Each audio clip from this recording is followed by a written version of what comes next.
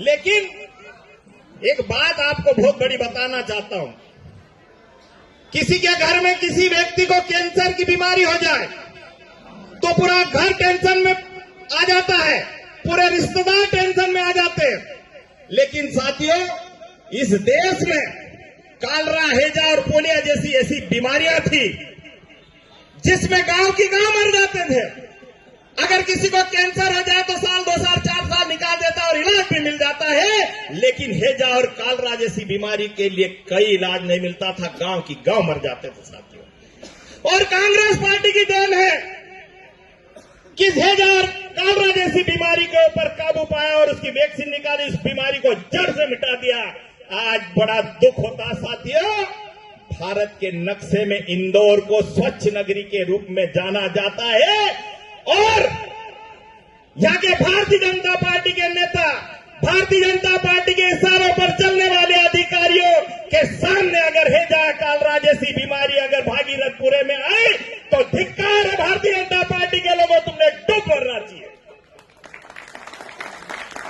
बात 50 साल पहले की है, जो 50 साल पहले बीमारियां समाप्त हो गई, आज वो बीमारी कैसे निकल कर आ रही है। सिर्फ आपको सत्ता चाहिए, आपको यहाँ के लोगों से कोई लेना देना नहीं है। धिक्कार की बात है कि भारतीय जनता पार्टी के शासनकाल में साथियों बच्चों की उंगलियां चूहे खा जाते हैं। सालों डूब मरो रे, कोई अधिकार नहीं है आपको। आपके शासनकाल में एक आदिवासी के ऊपर पेशाब की जाती है, आपके शासनकाल में सिरप में जहर मिला के बच्चे कई मर जाते हैं। अरे भाई, ऐसी सत्ता तो तभी हुआ करती थी जब 12वीं शताब्दी से 8वीं शताब्दी तक यहाँ पर इस्लामिक लोगों का शासन था।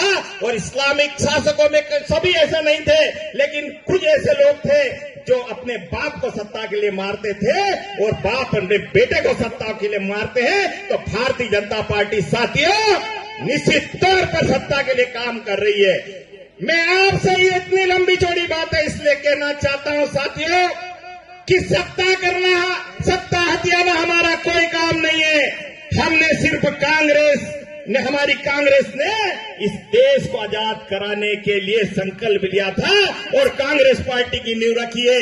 आज सब हाथ ऊपर उठाकर क्या कहिए कि हम पार्टी नहीं, कांग्रेस पार्टी इस देश को बचाने के लिए लड़ेगी।